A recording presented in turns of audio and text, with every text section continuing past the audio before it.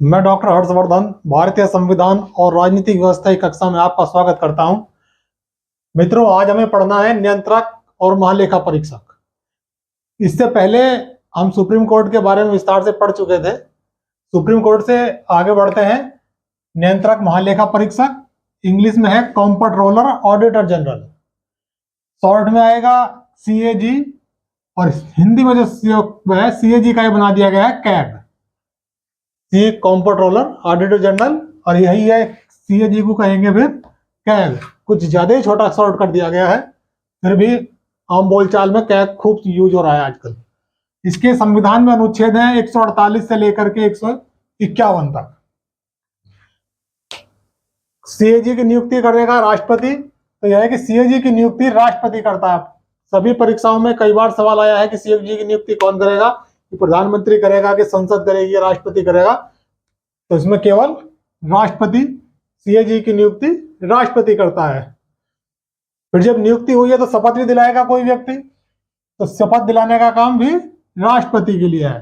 तो CAG की नियुक्ति राष्ट्रपति अथवा राष्ट्रपति द्वारा नियुक्त कोई दूसरा व्यक्ति, या तो स्वयं राष्ट्रपति उपस्थित हो, या राष्ट्रपति बिजी है कहीं, किसी कारण से समय नहीं है राष्ट्रपति के पास, तो किसी व्यक्ति को भेज सकते हैं कि जाओ CAG को शपथ दिला करके आनी है।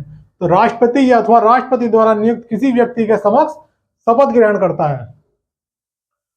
कार्यकाल महत्वपूर्ण चीज है, 6 वर्ष अथवा 65 वर्ष, दो चीज है यहाँ। या तो 6 वर्ष अधिकतम जो कार्यकाल होगा वो 6 वर्ष होगा, या उसकी आयु 65 वर्ष की हो गई है तो 65 वर्ष में रिटायर हो जाएगा।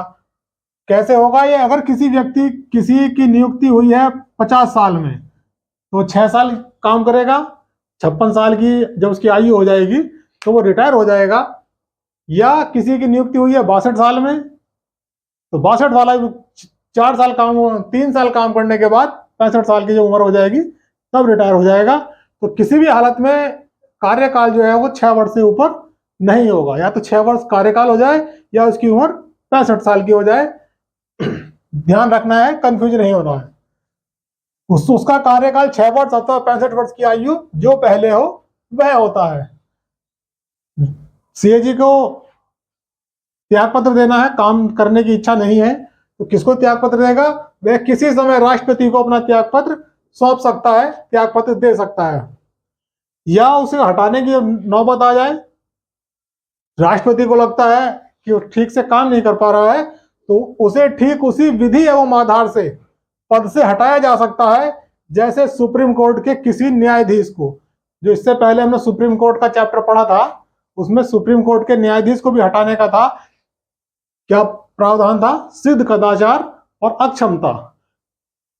या तो कदाचार सिद्ध हो जाए, या उसमें काम ना करने की कैपेसिटी है कि काम नहीं कर सकता है वो, अनकैपेबिलिटी। तो यही है कि सिद्ध कदाचार और अक्षमता के आधार पर जैसे सुप्रीम कोर्ट के न्यायाधीश को था, वही आधार यहाँ भी है। वही संसद अपने विशेष बहुमत से हटाएगी। प्रस्ताव पर 50 सदस्यों के हस्ताक्षर होना जरूरी है। सेम प्रोसेस वही रहेगा। उसे उतना वेतन और अन्य सुविधाएं मिलेंगी जितना संसद निर्धारित करती है। सुप्रीम कोर्ट वाले में भी यही था कि जितना संसद निर्धारित करती है। उसे मिलने वाले वेतन एवं सुविधाओं को उसके हितों के विपरीत नहीं किया जा सकता। अगर मान लिया इस समय उसको 50 लाख, वो 2 लाख की सैलरी, 10 गाड़ी, 1 बंगला, इस तरह की सुविधाएं उपलब्ध है, सुविधाएं मिल रही हैं, तो उसको जो 2 लाख का वेतन है उसे कम नहीं किया जा सकता, 1 रुपया भी कम नहीं किया जा सकता। बढ़ाए तो कितना भी जा सकता है। और जो उसको गाड़ी, सुविधाएं, बंगला मिला हुआ है उनको भी कम नहीं किया जा सकता। बढ़ाए तो कितना भी जा सकता है, कम नहीं करेंगे। कम करने का मतलब हो जाएगा कि आप CAG को नियंत्रित करना चाह रहे हैं कि हम तेरी सैलरी रोक देंगे, ये भी रोक देंगे, या तो हमारे पक्ष में काम कर, नहीं तो हम तेरा खत्म कर देंगे कहानी। तो उस पर दबाव नहीं बनाया जा सकता। काम क्या है CAG का? केंद्र और राज्यों के लेखाओं की परीक्षा करना। जो ऑडिट करने का काम है कि केंद्र और राज्य के जो अकाउंट है कि कितना पैसा किस मद में आया था, उसी मद में खर्च हुआ या कहीं और खर्च कर दिया गया, कहीं फिजूल खर्ची तो नहीं की गई, ये सब देखना भी CAG का ही काम है। इसको आप नोट कर लें। आगे देखते हैं विधान सीएजी का काम क्या है। सीएजी ने लेखा जो ऑडिट मेन काम है ऑडिट का, लेखा परीक्षा में क्या देखता है कि विधानमंडल द्वारा निर्धारित प्रावधान के अनुसार ही व्यय हुआ या नहीं। जो खर्च किया गया है सरकार के द्वारा, वो जो विधानमंडल ने, जो संसद ने, केंद्र में संसद और राज्य में राज्य का विधानमंडल ने जो प्रावधान किए थे उन्हीं के अनुरूप खर्च हुआ है या नहीं हुआ है। आगे मित व्ययिता बरती गई है या नहीं। मित व्ययिता मतलब कोई काम 10 रुपए वाला काम 9 में कराने की कोशिश की गई है या 10 वाले पर 20 रुपए खर्च कर दिए गए हैं। अगर 9 में काम हुआ है तो मतलब मित व्ययिता बढ़ती गई है। तो यही है कि कम पैसा, कि मित व्ययिता बढ़ती गई है या नहीं, फिजूल खर्ची तो नहीं हुई है, कि सरकारी पैसा था उसको उड़ाया तो नहीं गया है।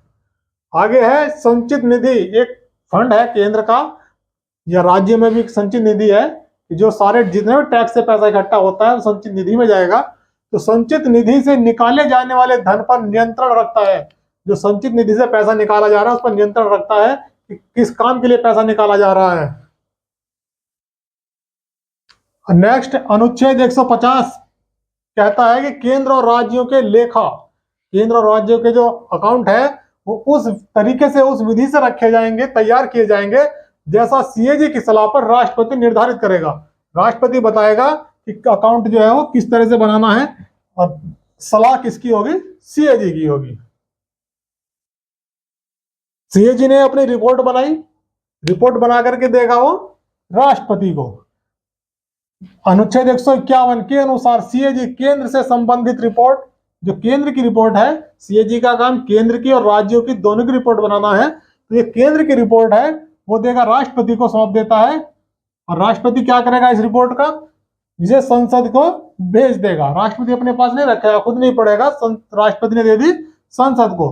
और सीएजी सीधा संसद को नहीं देगा, सीएजी जाएगा लेकर के राष्ट्रपति के पास और राष्ट्रपति भेज देगा उसे संसद में। और संसद क्या करेगी, संसद के पास आगे अभी देखेंगे आगे केंद्र की रिपोर्ट गई राष्ट्रपति के पास, राष्ट्रपति ने भेज दी संसद को। राज्यों की रिपोर्ट गई राज्यपाल के पास और राज्यपाल उसे भेज देगा राज्य के विधानमंडल को, मतलब विधानसभा और विधान परिषद, जिन राज्यों में विधान परिषद है वहां विधान परिषद को, विधानमंडल को के पास भेज देता है। अब रिपोर्ट का क्या होगा, इस रिपोर्ट को पढ़ने के लिए हमने पढ़ी थी इससे पहले समितियां, संसद की समितियां। तो संसद की समितियों में एक महत्वपूर्ण समिति है लोक लेखा समिति। तो वही है लोक लेखा समिति सीएजी की रिपोर्ट का विस्तृत अध्ययन करेगी, हर एक पॉइंट को पढ़ेगी, तबीयत से पढ़ेगी, अच्छे से पढ़ेगी और जो अनियमितता को उजागर करेगी। उसका काम ही है उसमें कुछ ढूंढना, कुछ गलतियां ढूंढना, और जहां गलती मिली नहीं और संसद में हंगामा हुआ नहीं तो उन्हीं अनियमितताओं को ढूंढने का काम है लोक लेखा समिति को। ये लोक लेखा समिति वही है, इसमें संसद के सदस्य होंगे और वे सदस्य जो है सत्ता पक्ष और विपक्ष दोनों के होते हैं। तो विपक्ष वाले तो तैयार रहते हैं कि सत्ता पक्ष की कोई गलती मिले, क्योंकि जो सीएजी की रिपोर्ट है उसमें सत्ता पक्ष की गलती मिलेगी, विपक्ष की गलती का कोई प्रश्न ही नहीं उठता है। इस तरह से आज हमारा ये नियंत्रक महालेखा परीक्षक का चैप्टर पूरा हो गया है और नियंत्रक महालेखा परीक्षक के साथ ही हमारा भाग 5 भी पूरा हो गया है। जो भाग 5 हमने अनुच्छेद 52 से शुरू करा था, अनुच्छेद 151 तक आया था।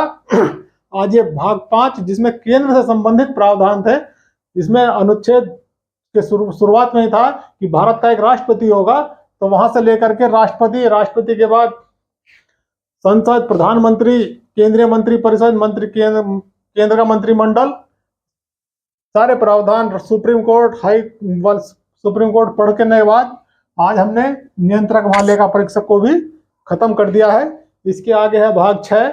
भाग 6 में जो प्रावधान यहाँ केंद्र के बारे में थे वही सारे प्रावधान उसी श्रृंखला में, उसी सीरीज में राज्यों के बारे में है। जैसे केंद्र में राष्ट्रपति है, राज्यों में राज्यपाल है, केंद्र में प्रधानमंत्री है, राज्यों में मुख्यमंत्री है, सब उसी के सीरीज से चलाएगा। उसको हम देखेंगे अगली क्लास में। तब तक के लिए धन्यवाद।